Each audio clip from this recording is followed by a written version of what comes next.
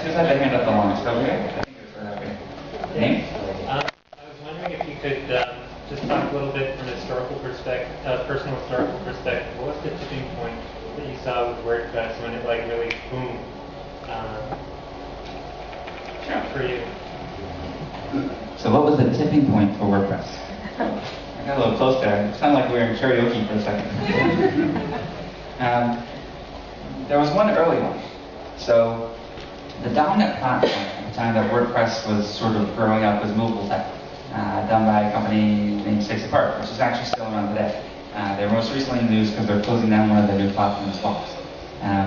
6 Apart probably had 95% of the market share. It was everything. Like, I didn't even see WordPress as a competitor to it. They sort of became a company, they formed this company, and they were doing a thing where they were changing the licensing around. So they were going from, I believe it was like a 2.6 to a 3.0, but it was a developer release. So basically they had rewritten a lot of the backend code, but didn't really add any new user-facing features. And 2, they changed the pricing model. Now, movable type had always been paid. It had never been open source. But you could open the files and view the source. So it was kind of open enough. And people were distributing plugins and patches, and actually had a pretty active third-party developer community. But because it was a proprietary license, they really had no rights to it. It was just completely at the whim of the primary copyright holders, which were the company 6 Apart. So when they decided to change the license, it was almost like they pulled the rug out from under them. Because that's what happens, that's what can happen with proprietary software. You have no sort of, I usually call it the Bill of Rights. Earlier, I believe, what was the presentation? The legal one. Yes, he called it the commandments of open source. The 10 commandments of open source. It's actually 4 commandments of open source. There's 4 rights, 10 commandments. Oh man, what are the 10? I'm missing out.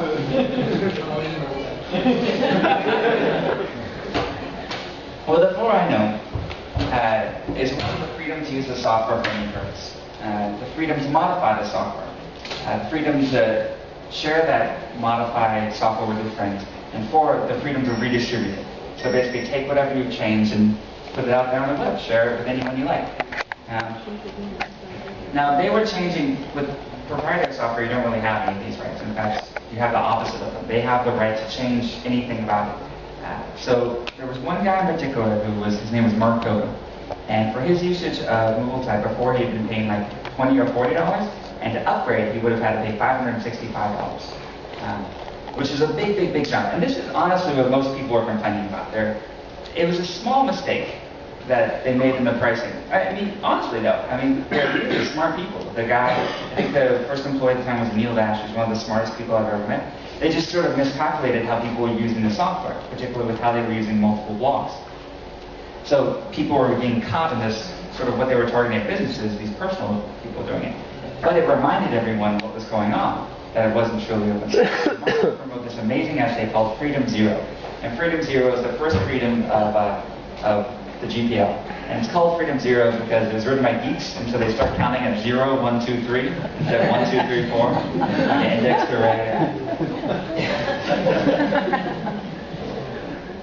And Freedom Zero is the freedom to use the software for any purpose. And he wrote a beautiful essay about this. In fact, I would recommend Googling Pilgrim Freedom Zero or something like that. It is a beautiful essay. It's still highly relevant today.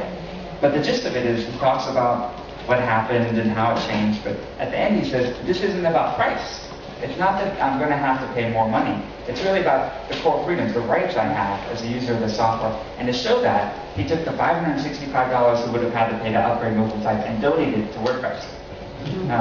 Which now was basically just me, and like 500 times more than any previous donation that we've ever had. But this really drove the point home, right? It isn't just someone being cheap, not valuing the work. It's actually valuing the work so highly that they want to be something they can contribute and own as well. It's got on Splashside and everything like that, and this was really one of the earliest tipping points for WordPress. Was it huge? No, we went from like 100 downloads a day to 250 downloads a day. But at the time, I think it really increased our mind share. We were very fortunate in our timing. We had a movable type importer that was pretty darn good, so people were finding it easier to transition than to upgrade. And we were really starting to develop that community, and development was accelerating. Just in a short time afterwards, we'd introduced plugins for the first time, and then later themes, which were sort of the two core tenets of the whole WordPress way and WordPress world. So it's right place, right time with the right code. Thank you. No problem. Jacob Scher from Java. For Elance, which is probably the most popular freelancing website in the world, recently announced that WordPress is finally the #1 most requested skill on the Really? site. Yeah. Huh. So there are actually ways of looking at this. So obviously it means a lot of demand for WordPress. Great, terrific, right? On the other hand, that means there's a lot of demand for WordPress developers, which means that it's still not easy enough for people to use. So how can WordPress get easier moving forward? So basically put all the developers out of business? No, they will always have other things to do with WordPress. That's a good question. So I think that if I had to guess, and so what I've seen of those job sites in the past, typically when they say WordPress developers, they're looking for someone to make a theme for them. And it's largely around theming and designing the site. So before, where people would say, I need a designer, they now say, I need a WordPress developer. Or they buy a premium theme, they want someone to modify this or fit in. So that is a little bit tricky. We're definitely introducing a lot of new things. There was, I think, I wasn't there because it was in Hebrew, but there was a presentation on 2010 earlier, or someone talked about 2010. I saw some tweets about it. I've been following the WC Jeru tag. Yes. Please tweet. I'm at Photomat, by the way. If you want to add me, and then the WC Jeru is with hash. Photomat. 2010 adds a lot of stuff. So if you notice, the big things are custom menus, so you can edit the menus without having to hire a designer or developer or anything like that. Custom backgrounds, custom headers, which are overwritable on a per post or per page level. Did they talk about that? Mm-hmm. It's my favorite feature in 2010. It kind of snuck it in.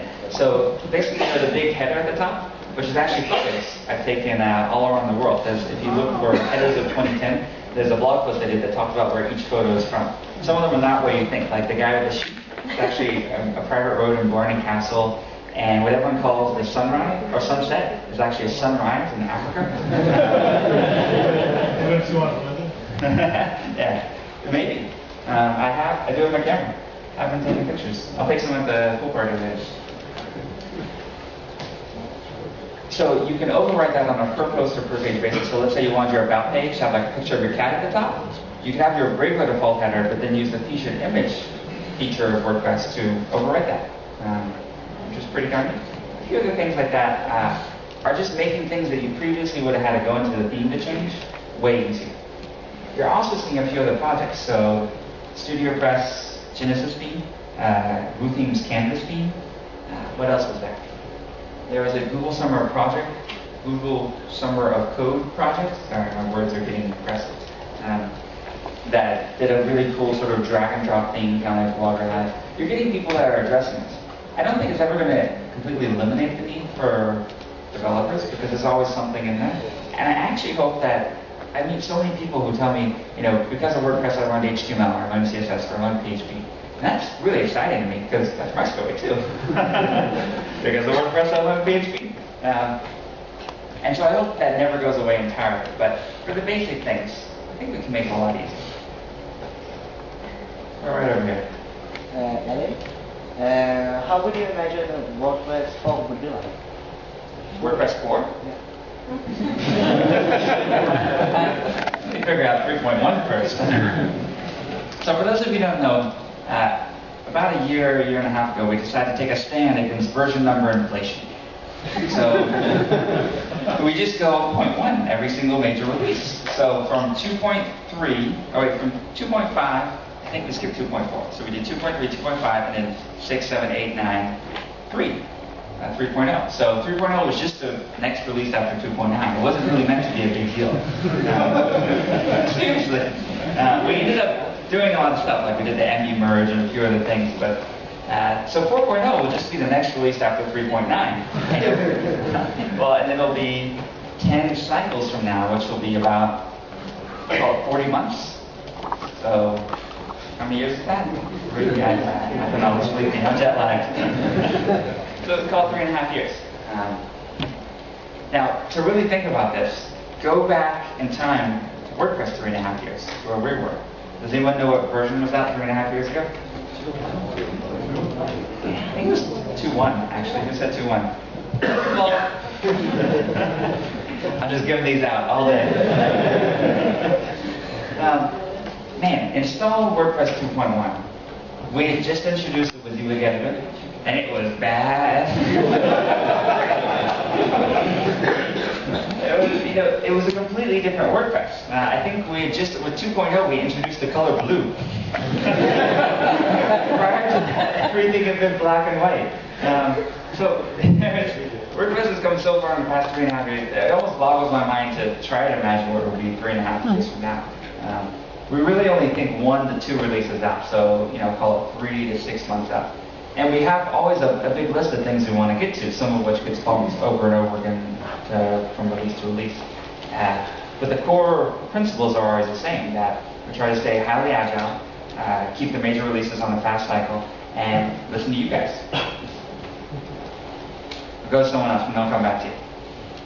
You got the question, right? So after the release of 3.0, I remember there was a post saying how WordCamp and Automatic is going to shift focus from development to community development. I didn't follow up on finding anything concrete about the intentions or how you wanted to do that. So I'm really curious as to what you're thinking about and what you're seeing as things to work on. It was an interesting experiment. So as you mentioned, after 3.0, we were all kind of tuckered. Okay, we were just a little tired. But also, the software was advancing so fast, but the infrastructure around it, particularly WordPress.org, was not. So it wasn't automatic. Remember, automatic and WordPress are separate. But just as a WordPress community, we decided, let's take a cycle off, so take 3 or 4 months off, and just focus that on WordPress.org. And we called it 3.org instead of 3.0, 3.org. I always have clever names for things. We divided into teams and started working on things. As a whole, the experiment did not go great, to be honest. We didn't get a ton done. We got some really cool stuff done. Like, for example, fixed up the directories, upgraded them to the latest VBPress. You can now subscribe via email to any tag. We're adding notifications for plugin authors. There's another small little, we switched WordPress.org to run WordPress. 8 years later, it's finally good enough. We did a lot of sort of not under the cover, behind the scenes stuff, is what I was trying to say. And it worked out. But it was a little tricky because, the model of WordPress is everyone has a copy of it and they can download it, run it on their own machine, have their own development environment. WordPress.org isn't like that. It's sort of a website with private code base, and some things we can't give access to everyone to. It's got passwords and data and all sorts of stuff like that. So we're going to do it again next year. We're going to take another whack at it because we never stop trying. But basically, what's changed, the biggest thing to come out of it is that I now have someone I employ who works solely on WordPress.org. Otto, you might see him around the forums and things like that. We're just constantly making improvements to the website. Otto 42, yeah. He's got some cool domain names. He has Auto Destructs. And he's written a ton of plugins, but anyway, he's now working on WordPress.org, the website, basically full time. So doing all those improvements, he did a bunch of the stuff I just mentioned. And two, after, probably like after 3.3, we're going to take another run at it. And hopefully by then we can get enough of the website to be open enough that people can really work on it and make patches the same way that they do for core things. But if you do find bugs on the website, there is a component on the track, our bug tracker, WordPress.org, and you click things there. And we get those fixed within a day or two now, so it's a much quicker sort of iteration. And we have some really cool things planned, particularly if you're a plugin author. We have a few plugin authors in here. Let's give a round of applause for these people.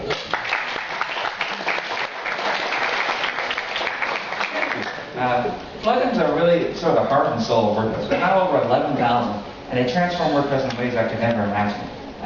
But the directory has been kind of rough for a while, so we're adding things like change sets notifications, so you know when that commit happens to your plugin, which makes it easier to have multiple committers. We have a new feature, so you know how there's plugin support threads have like a special tag on them? Well, now you can get email notifications when a new support thread comes in, so you don't have to subscribe to the S or visit the site. And we can aggregate that for all your plugins. Looks like you have 20 plugins, you don't have to subscribe to 20 different things. You'll just get sort of one thing.